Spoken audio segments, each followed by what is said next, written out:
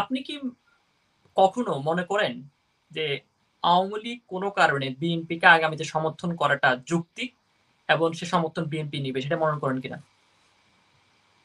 এবং সেটা কিভাবে দেখছেন? আমি সর্বপ্রথম যে কথাটা বলতে চাই স্পষ্ট ভাষায়,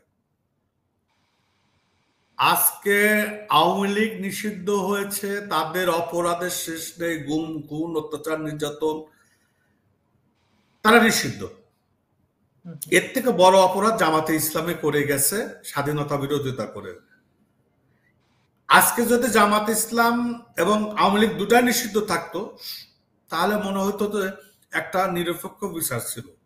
আজকে যেহেতু একটা পক্ষ নিষিদ্ধ হলো, অবশ্যই স্বাধীনতার নেতৃত্ব দানকারী, এটা অস্বীকার করার জায়গা নাই, কিন্তু তাদের ভুলের মাসুল বাংলাদেশের জনগণ দেবে, দিচ্ছে, এবং বাংলাদেশের জনগণও তাদেরকে প্রত্যাখ্যান করেছে বিগত সময় 21 বছর পর ক্ষমতায় আমাদের এসেছে। প্রশ্ন এবারও আমরা বুঝলাম বিন্দু ভাই, আমাদের প্রশ্ন হচ্ছে যে আগামীতে এখন আমি ওটাই বলি, এখন যেটা আজকে ঢাকা বিশ্ববিদ্যালয়কে চিন্তা করে আপনাকে বলি, ধরেন আজকে ঢাকা বিশ্ববিদ্যালয় ছাত্র শিবির জিতলো, বাংলাদেশের ইতিহাসের সবচেয়ে ভয়ঙ্কর কলঙ্কিত অধ্যায় বাংলাদেশ পরাজিত হলো।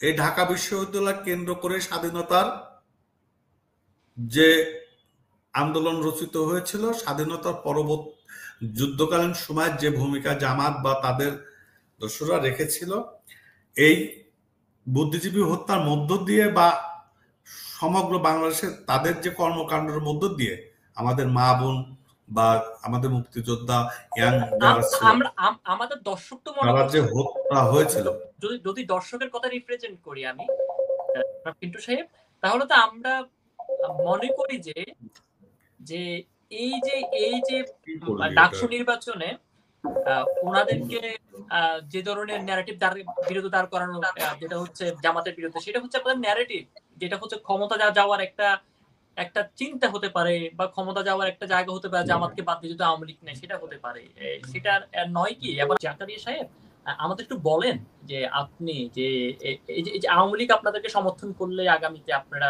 এটাকে নিবেন কিনা, তারপর আমরা প্রশ্নে যাব কেন প্রশ্নটা করি। না, আমরা কারো সমর্থন চাই না, আমরা রাজাকারের সমর্থনও চাই না, আমরা বিগত মাফিয়া খুনি সরকার যে হাসিনা খুনি তাদের সমর্থনও চাই না। এই বাংলাদেশটা আমাদের, এই বাংলাদেশি জাতীয়তাবাদ, বাংলাদেশ জাতীয়তাবাদের সৃষ্টিকারক স্বাধীনতার ঘোষক জিয়াউর রহমান, আমাদের তার যে উত্তরসূরি হিসাবে আজকে নেতৃত্বে আছেন আমাদের ভারপ্রাপ্ত চেয়ারম্যান তারেক রহমান, আমরা এদেশের মানুষের ভালোবাসা, এদেশের মানুষ যদি মনে করে বাংলাদেশ জাতীয়তাবাদী দল বাংলাদেশের অধিকার রক্ষা করবে, তারা আমাদেরকে গ্রহণ করবে।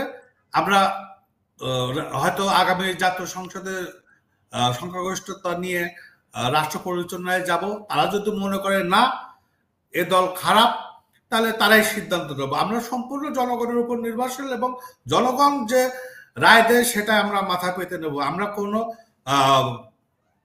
স্বৈরাচার, কোনো রাজাকারের এই ডাকসু নির্বাচনে আওয়ামী লীগ চাচ্ছে যে বিএনপি আসা উচিত, এবং বিএনপিকে তারা সমর্থন জুগিয়েছে বিভিন্ন জায়গায়। আমরা যেটা দেখলাম, বিশেষ করে বাংলাদেশ নিউজ 24.com এর, বাংলা নিউজ 24.com এর একটা রিপোর্টও কিন্তু আমরা সেটা দেখতে পেয়েছি, এবং সেটা হচ্ছে তারাও কিন্তু জামাত বিরোধী কিংবা জামাত বিরোধী জায়গাটা থেকে। সেক্ষেত্রে আমরা আগামীতে হয়তো আপনারা প্রত্যক্ষ কোনো সমর্থনকে আপনারা কাজে লাগাবেন কিনা, যেমনটা আপনারা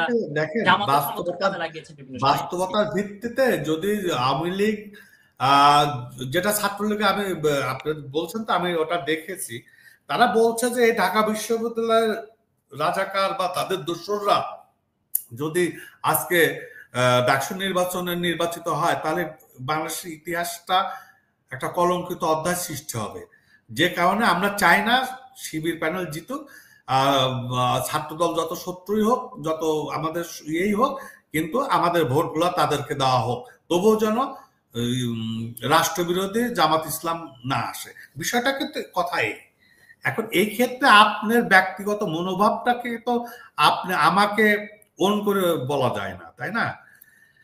এমনি এমনি এমনি নিলে ভালো হবে কিনা, আগামী সমর্থন নিলে বিএনপির জন্য ভালো হবে কিনা, কোনটা মনে করছেন? সমর্থন যদি নেয়, কারণ আপনারা তো দুই দলই না না, কিন্তু আমার কথা হচ্ছে কিন্তু সমর্থন নেওয়া না নেওয়ার প্রশ্নই ওঠে না। ব্যাপারটা হচ্ছে তাদের স্বাধীনতা, তারা কি করবে না করবে, তাদের বিশাল ভোট সংখ্যা আছে, তারা কার সঙ্গে লিয়াজো করবে, কার সঙ্গে ভোট দেবে, এটার সঙ্গে আমাদের কোনো দ্বিমত নেই। যেহেতু আপনারা জানেন বিগত সময় সরকার পরিবর্তন হচ্ছে বাংলাদেশ জাতীয়তাবাদী দল এবং আওয়ামী লীগের মধ্য দিয়ে। আমরা যে জাতীয় নির্বাচন সুষ্ঠু ধারা, যতক্ষণ গণতন্ত্র চর্চা ছিল বাংলাদেশের, ভোটের রাজনীতির যে চর্চা ছিল, সেখানে এটাই ছিল। এখন প্রেক্ষাপট অনুপাতে আমি সবাই বুঝতে পারি, ধরতেই পারি, কিন্তু এখন যদি আওয়ামী লীগ মনে করে যে বিএনপি কে আমাদের ভোটটা দিয়ে দিলে সুবিধা হবে, আর বিএনপি এই প্রত্যাশায় আছে, এটা মনে হয় আপনাদের চিন্তা করা ভুল। মানে সেই জায়গাটা থেকে আপনি মনে করছেন যে আসলে আপনারা এটা নিচ্ছেন না, আপনারা ফ্যাসিবাদ এবং যেটা আপনাদের ভাষায় এটা হচ্ছে যুদ্ধ অপরাধী কাউকে আপনারা সঙ্গে রাখতে চাচ্ছেন না। নিঃসন্দেহে আমরা একটা সুন্দর বাংলাদেশ স্বপ্ন দেখি। আমাদের ভারপ্রাপ্ত চেয়ারম্যান ভীষণ 31 দিয়েছে, আপনারা জানেন। এখানে আমাদের বাংলাদেশ, আগামী বাংলাদেশ কিভাবে বিনির্মাণ করা হবে তার সম্পূর্ণ একটা চিত্রায়িত অঙ্ক দেওয়া আছে 31 দফায়। অতএব আমরা বিশ্বাস করি বাংলাদেশের জনগণ আমাদের রাজনীতির ভরসা, তারা এটাকে বিশ্বাস করবে এবং রাষ্ট্র ক্ষমতায় যদি তারা মনে করে বিএনপি দ্বারা আমাদের, যেহেতু অতীতে আমাদের দিয়েছে, দেশের যতবার ক্রাইসিস পরে কিন্তু বিএনপিকে তারা বেছে নিয়েছে বাংলাদেশের ইতিহাস থেকে আপনি যদি দেখেন। আমরা ঠিক অন্য প্রসঙ্গে যাচ্ছি। এই ডাকসু নির্বাচন, এটা হচ্ছে অনেক ক্ষেত্রে লজ্জাজনক লড়াই, লজ্জার এড়ানোর লড়াইও বলে অনেকে, এবং অনেকে মনে করছে যে বিশেষ করে এই যদি এই মানে ডাকসু নির্বাচনে যে দল জিতে, ধরে নিলে আমরা জামাত জিতলে, তাহলে তারা রাজনৈতিক মাঠে একটা শক্ত অবস্থানে থাকবে, এবং বিশেষ করে বৈষম্য বিরোধীদের ওই প্যানেল জিতলে কিন্তু তারাও দর কষাকষি করতে পারবে। তারা বিশেষ করে তাদের একটা যে জনসমর্থন, শুধুমাত্র সোশ্যাল মিডিয়া নয়, তাদের একটা প্র্যাকটিক্যাল তাদের একটা জনসমর্থন আছে, সেই জনসমর্থনে কিন্তু তারা শো করতে পারবে। সব মিলিয়ে বিএনপির জন্য কোনো কারণে যদি হেরে যায়, কোনো শঙ্কা আগামী নির্বাচনে কোন একটা নেগেটিভ দিক আছে কিনা এই জায়গায়? যদি হেরে যায়, তারপর জিতে যাওয়ারটা বলবো আমরা। দেখেন, আমার আজকে এই 39 বছর রাজনৈতিক অভিজ্ঞতা, মাঠের আমি একজন কর্মী, আমার অভিজ্ঞতা থেকে বলে, একটা সময় ডাকসুর নির্বাচন ছিল বাংলাদেশের মানে সেকেন্ড পার্লামেন্ট, এবং এটার একটা ব্যাপকতা প্রভাব পড়তো, আমরা দেখে আসছি। কিন্তু আজকে যে নির্বাচন হচ্ছে সেখানে বাংলাদেশের যে ব্যাপক প্রভাব পড়বে এটা আমি বিশ্বাস করি না, কারণ সেই প্রেক্ষাপট এই প্রেক্ষাপট নয়, যে কারণে আমি এটাকে, হ্যাঁ, তবে একটা কথা বলি, বাংলাদেশের অশান্ত রাজনীতির একটা ঘনীভূত বাতাস আমি বুঝতে পারতেছি, এটা আমার ব্যক্তিগত অভিজ্ঞতা থেকে বলতেছি, যে এই ডাকসুটা নির্বাচনটা বাংলাদেশের একটা অর্শনী সংকেত হিসেবে আমি দেখতে পাচ্ছি, যেটা আগামী বাংলাদেশ। এবং এই জায়গাটা থেকে যদি জিতে যায় তাহলে কি মনে করেন? বিএনপি প্যানেল, অর্থাৎ ছাত্র দল যদি জিতে যায়, ওদের প্যানেল, আমি বলি ছাত্র দল জিতুক আর ছাত্র শিবির জিতুক, কিন্তু আমি ব্যক্তিগতভাবে আমার অভিজ্ঞতার আলোকে আমি বলছি যে ডাকসু নির্বাচনটা বাংলাদেশকে একটা অশান্তির বাতাস আমি দেখতে পাচ্ছি, আমার অভিজ্ঞতা দিয়ে বলতেছি। এখান থেকে আবার একটা হানাহানি প্রত্যেকটা শিক্ষা প্রতিষ্ঠানে এবং প্রত্যেকটা শহরে কিন্তু এই চর্চাটা আল্লাহ না করুক, আমার মনে হচ্ছে, আমার একটা আশঙ্কা ব্যক্তিগত। মানে কোনটা এখানে আশঙ্কাটা কোন জায়গায় আসলে, যে এই যে ফলাফল নিয়ে কোন দল পাইলে সেটা, বিএনপি পাইলে সেটা, বা অন্য দল পাইলে সেটা? ফলাফল নিয়ে তো আছেই, পাশাপাশি দেখেন ইউনিভার্সিটি গুলা বলেন, কলেজ গুলা বলেন, আমরা তো অনেক আগের থেকে দেখে এসেছি, জানেন তো আমার ঈশ্বরদীপ, রাজশাহী খুব একটা দূরে না, আমরা তো এগুলা ফেস করছি। তাই এখন বিষয়টা হচ্ছে কি, যে তাদের কোনটা ভালো, ছাত্র সংসদের নির্বাচন দেওয়াটাই ভালো নাকি না দেওয়াটাই ভালো, আপনি কোনটা মনে করছেন? না, ভালো তো অবশ্যই, একটা প্র্যাকটিস ব্যাপার হচ্ছে, এইসব নির্বাচন বন্ধ হওয়ার কারণে বাংলাদেশের নেতৃত্ব শূন্য হয়ে গেছে আজকে। তাহলে তো চলতেছে, এটা তো ভালো কাজ হচ্ছে, এটা তো। কিন্তু এখানে যে বিষয়টা হচ্ছে, আপনাকে আমি যে কথাটা বলতে চাচ্ছি সেটা হচ্ছে কি, যে আহ, আজকে ডাকসুতে যে প্রতিযোগিতার যে ব্যাপারটা আসছে, এখান থেকে কিন্তু একটি সংগঠন, আপনি জানেন যে ছাত্র শিবিরের রাজনৈতিক যে ব্যাকগ্রাউন্ড গুলা, সেগুলো কিন্তু নিঃসন্দেহে খুব একটা ভালো না, ক্যাম্পাস ভিত্তিক রাজনীতি গুলা। সেই আশঙ্কার জায়গা থেকে আমার কাছে মনে হচ্ছে, যেমন রাজশাহী বিশ্ববিদ্যালয় গত 5 দিন আগে যে ঘটনাটা ঘটছে, একটা মেয়েরে হুমকি দিছে, এটা জানেন আপনারা, ভাইরাল হয়েছে। তাই তাদের কিছু দৃষ্টান্তমূলক জিনিস আমাদের কাছে সচক্ষে প্রমাণিত আছে।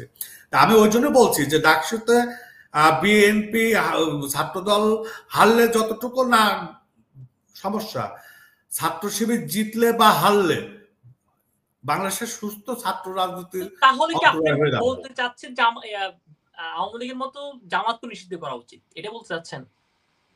তাহলে হ্যাঁ, আমি তো ব্যক্তিগতভাবে অবশ্যই চাই, আমি ব্যক্তিগতভাবে মানে অবশ্যই চাই। তাহলে হয়তো, তাহলে তো থাকলোটাকে বুঝছেন? ছাত্রলীগ নাই, শিবির নাই, ঠিক আছে। তাহলে তো আপনারা নিজেরাই তো যেটা হচ্ছে ফাঁকা মাঠে গোল দিয়ে আপনারাই সবকিছু হয়ে যাবেন। না না, ব্যাপার হচ্ছে কি যে কোনো কিছুর জন্য থেমে থাকে না ভাই। সদ্য স্বাধীন দেশে শেখ মুজিবের মতো এরকম বর্ষিয়ান নেতা, এরকম বাঘা নেতা 3.5 বছরের মাথায় হত্যা হয়ে যাবে, তারপর বাংলাদেশে বিএনপির মতো দল জন্ম নেবে, এটি কেউ কোনোদিন কল্পনা করতে পারছে? পারে নাই। কোথাও কোনো জায়গায় শূন্যতা থাকে না, কোনো না কোনো ভাবে। লাভ দেখতে পাচ্ছি যতগুলো গণ অভ্যুত্থান হয়েছে, সবগুলো গণ অভ্যুত্থানে মোটামুটি বিএনপি লাভবান হয়েছে। আজকে আপনার আমি একটা কথা বলি যে 24-এর যে পতনটা বিগত মাফিয়া সরকারের হলো, তারপরে এই তরুণ নেতৃত্ব নিয়ে বাংলাদেশের মানুষের কিন্তু রাজনীতি বিমুখ অবস্থা হয়ে গেছিল। কিন্তু 24-এর পর এই আন্দোলনে মানুষের একটা নতুন স্বপ্ন জাগছিল, কিন্তু সেই স্বপ্নটাকে ধূলিসাৎ করে দিয়েছে অতিমাত্রায়। এনসিপি বলেন, জামাত বলেন, শিবির বলেন, সবই তো এক। তাদের অতিমাত্রায় অতিকথন, অতিমাত্রায় অতি কর্তৃত্ববাদী মানসিকতার কারণে বাংলাদেশের মানুষ কিন্তু হতাশ হয়ে পড়েছে।